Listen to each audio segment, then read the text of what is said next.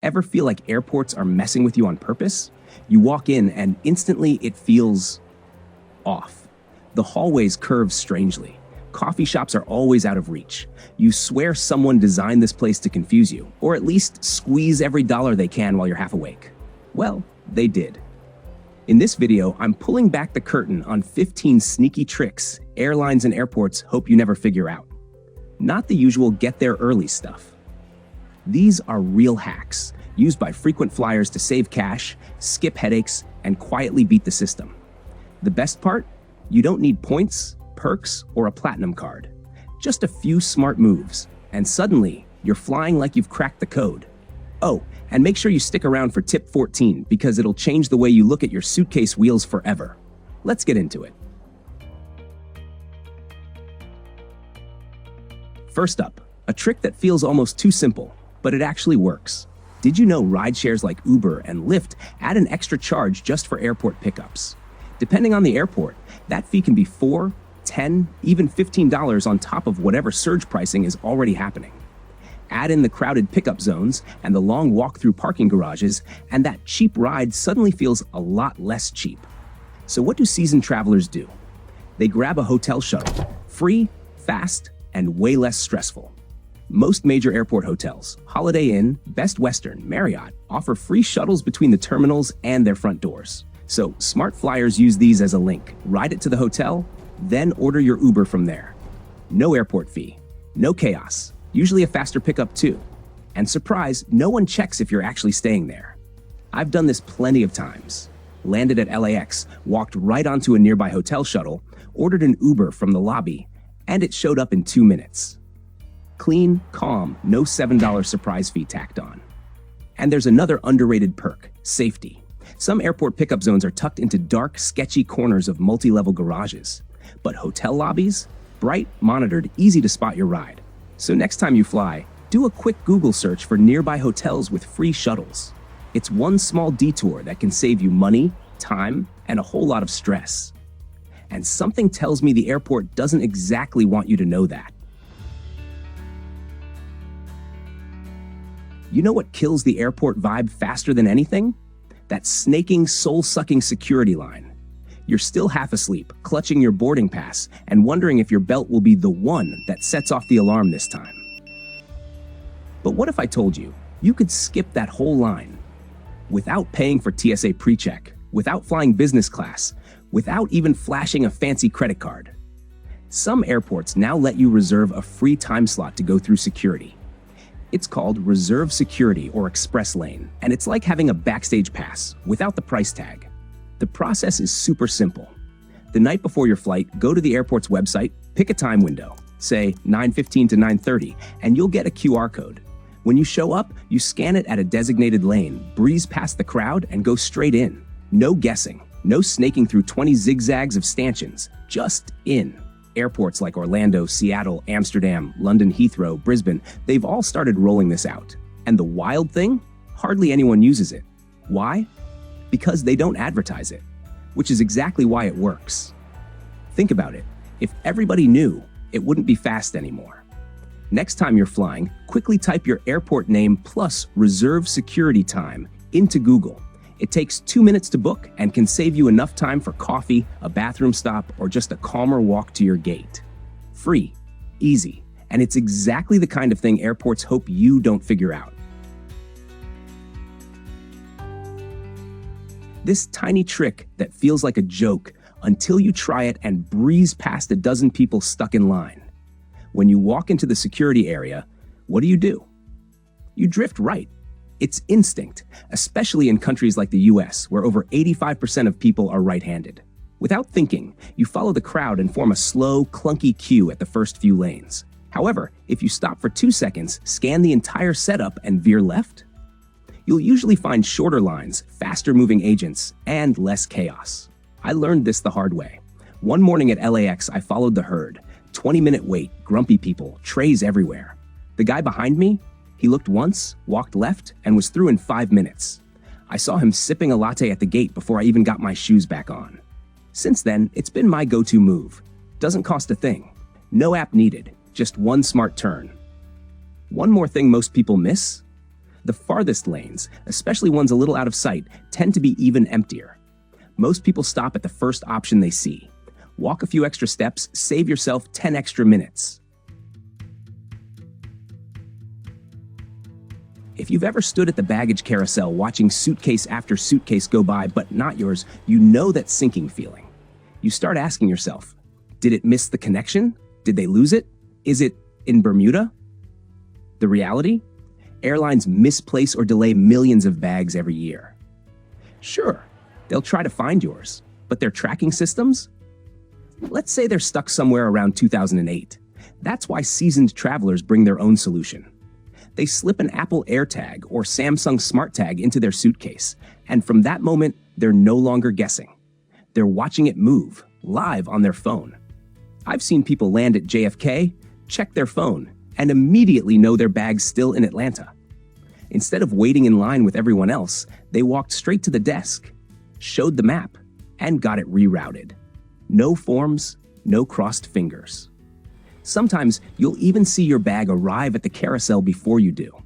That's the kind of stress-free travel we all want. So for about $30, you can skip the panic and take control. Because when it comes to your suitcase, the smartest move is to stop hoping the airline gets it right and start knowing for yourself. Ever noticed how the airport feels different the moment you clear security?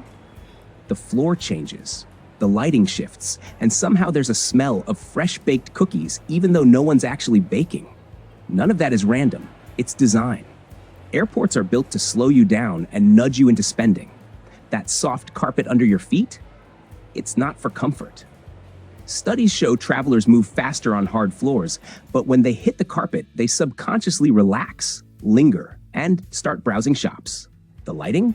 Bright and energizing around duty-free stores, dim and cozy near food courts. The goal is to nudge you, subtly, into buying what you don't need. And that smell of cinnamon buns or vanilla drifting through the terminal? Often synthetic, pumped in to trigger nostalgia and appetite. Even the layout is strategic. Ever wondered why you're forced to walk through rows of expensive cologne and whiskey to reach your gate? It's not poor planning, it's funneling. Airports design narrow, one-way walkways that lead you straight past the most profitable stores. No shortcuts, no escape. Once you start noticing it, you can't unsee it. That relaxing post-security zone? It's not a break, it's a trap. Next time you feel like grabbing a pricey snack or that today-only deal, take a second and ask yourself, do I really need this? Duty-free sounds like a great deal. No tax, airport exclusive, limited time offer. But don't let the label fool you. Just because it's duty-free doesn't mean it's cheaper. In fact, plenty of things cost more than they do at your local store. Airports know you're in a spending mood, excited to start your trip or relieved you made it through security. That's when your brain is most vulnerable to impulse buying. And duty-free shops are built to take full advantage of that moment. Many products are bundled into airport-only sizes or gift packs, making price comparison harder. A bottle of perfume might look like a deal until you realize it's $20 cheaper at your local store. I've even seen candy boxes marked travel exclusive that cost more per ounce than regular ones at Target. The tip is simple. Check before you buy. Use your phone. Scan the barcode. Look it up on Amazon or Walmart. It takes a few seconds and can save you a small fortune, especially on liquor, skincare, or tech. Bottom line, duty-free isn't always a scam, but it's definitely not always a bargain. Treat it like any other store. If the deal's real, it'll still be there after a quick price check. Airlines love it when your bag tips over the weight limit, because that's instant fee money for them. But here's what they can't charge you for: the clothes on your back. Savvy travelers turn this into a mini travel hack. Got a bulky coat? Layer it. Too many shirts? Stack them. A flyer in Seattle shared that he boarded a flight looking like a walking thrift store. 3 jackets, 2 scarves, cargo pants stuffed like a filing cabinet. Did anyone stop him? Nope. He walked on without paying a cent. And once you're on the plane, those layers turn useful. A hoodie becomes a pillow. A sweater doubles as a blanket, and those extra pockets mean your charger or snacks are within reach without digging into your bag. Sure, you might look a little funny for 5 minutes at the gate, but it beats forking over $40 for a bag that's 2 pounds overweight. And let's be real, airport fashion has always been its own thing. Comfort and savings win every time. There's always that moment, usually near the end of a trip, when your suitcase won't close. Souvenirs, snacks, that one just-in-case outfit you never wore, they're preventing your luggage from zipping up. That's when a foldable nylon bag saves the day. It's light as a sandwich, takes almost no space, and when you need it, it opens into a full-size tote or backpack. Frequent flyers swear by it. You hit the duty-free a little too hard? No problem. Pull out the bag, stuff your extras in, and carry it on as your personal item. As long as it fits under the seat, no one bats an eye. I've used this trick flying back from Tokyo. My main suitcase was bursting with gifts, snacks, and an ill-advised number of gachapon toys. Whipped out my foldable tote, slid it under the seat, and breezed through boarding like I had it all planned. Which, technically, I did.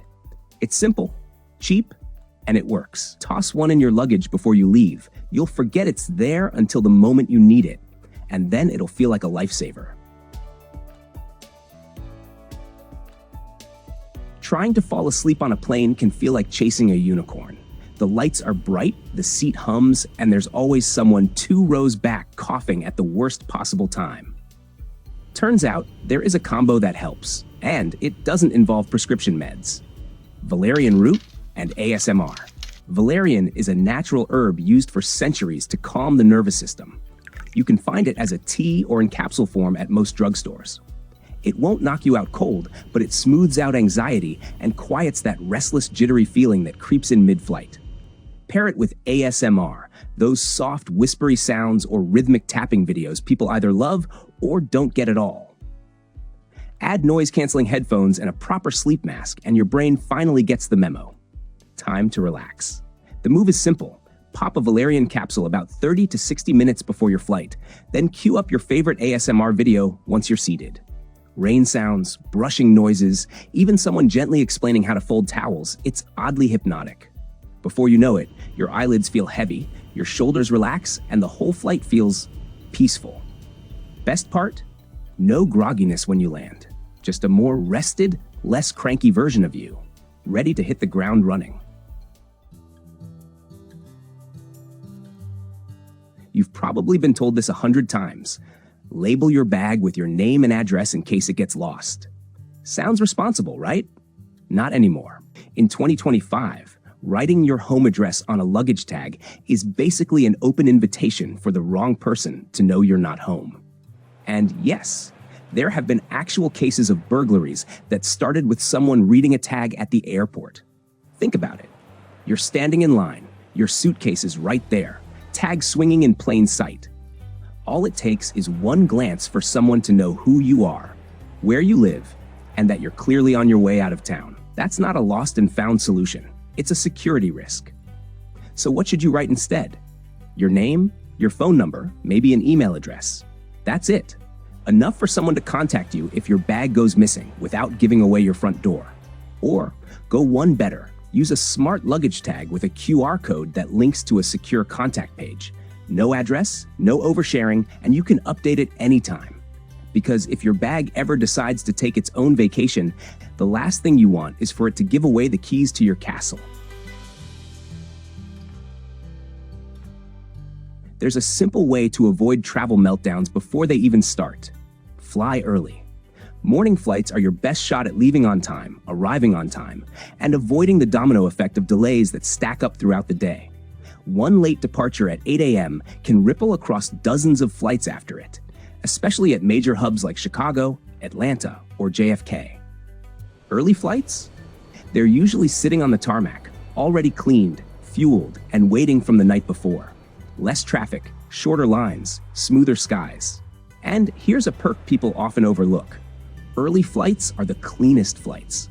That's the one time the cabin's been freshly wiped, the bathroom's restocked, and the crumbs from yesterday actually vacuumed up.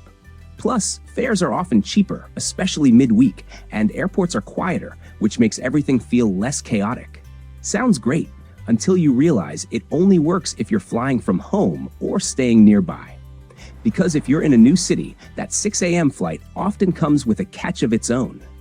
A $200 hotel bill just to be close enough to make it on time.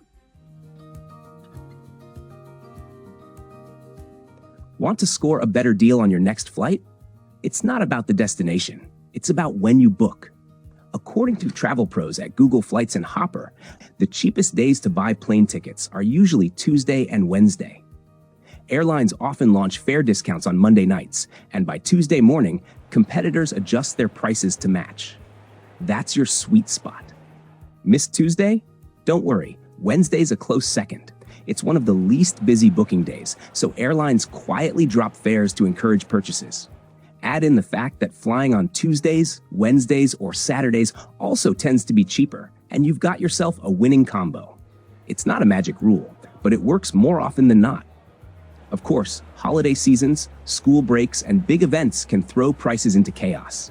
That's why lots of people use tools like Google Flights or Hopper to track fare trends and set alerts. Remember, the day you hit book matters. Choose the right one, and you could save enough for a nice dinner. Booked right? Now, reward yourself with sushi. You've heard it 1,000 times. Please place your smaller items under the seat in front of you. Sure, it's standard procedure. But they don't tell you that spot might be the worst place for your bag. The carpet is a graveyard of crumbs, coffee stains, bathroom splashes, and whatever else has been tracked in from terminals across the globe. And yet, that's where your bag ends up, absorbing it all. There's also the theft factor. On overnight flights, in the dark, it's not unheard of for someone to quietly slide a bag out from under a neighboring seat. If your passport or phone is in there, you might not realize it's missing until landing. Even without theft, a loose zipper or sudden jolt can send small items rolling deep into row 23. Still, that underseat spot has one big advantage. It guarantees you won't be fighting for overhead space or risk a last-minute gate check. So the real question is, how do you make it safer? Pack smart. Slip your backpack or tote inside a large plastic liner before tucking it under the seat. It keeps the grime out. And for anything you'll need mid-flight, stash it in your jacket's inner pockets. Headphones, snacks, meds, even a charger. That way, you're not bending down mid-flight or worrying about forgotten items left behind in a dark cabin. We wipe our hands, our tray tables, even our phone screens, but somehow forget the dirtiest part of all, our suitcase wheels. They roll through bathroom floors, sidewalk grime, mystery airport spills, and then head straight into hotel rooms, bedrooms, sometimes even onto the bed. Keep a pack of disinfecting wipes in your outer pocket. Give the wheels a quick wipe after every trip, and while you're at it, wipe down the whole case before you throw it on the bed to unpack. A few seconds, less bacteria, way better sleep. If you've been dreaming of a getaway but dreading sky-high airfare, here's a little-known sweet spot. August. I know, you might wonder why. Even though it's smack in the middle of summer and sounds like peak travel season, it's actually the cheapest month to fly. According to the latest data from Expedia, flights in August can cost up to 12% less for domestic trips and around 7% less for international ones compared to the priciest months of the year. The catch? It comes down to timing. In the US, kids are heading back to school. In Europe, locals in countries like France and Italy are off on their own vacations. And in many destinations, August also brings peak heat, which nudges demand just low enough to bring prices down. It's a perfect storm of quiet demand, tucked inside a month people assume is expensive. So if you're flexible and want to travel smarter, aim for late summer. You'll beat the crowds, stretch your budget, and maybe even snag a better seat with cash to spare for gelato. So there you have it. Flight tricks no one puts on a boarding pass, but once you know them, you'll never travel the same way again. From sneaky shuttle hacks and secret security lanes to why August is your new favorite travel month, these little moves add up to smoother trips, smaller bills, and way fewer surprises at 35,000 feet. If this video gave you even one new tip, consider giving it a like or sharing it with that friend who always overpacks and still forgets a charger. And tell me in the comments, what's your favorite airport in the world? I'd honestly love to know. Thanks for flying with us. See you in the next one.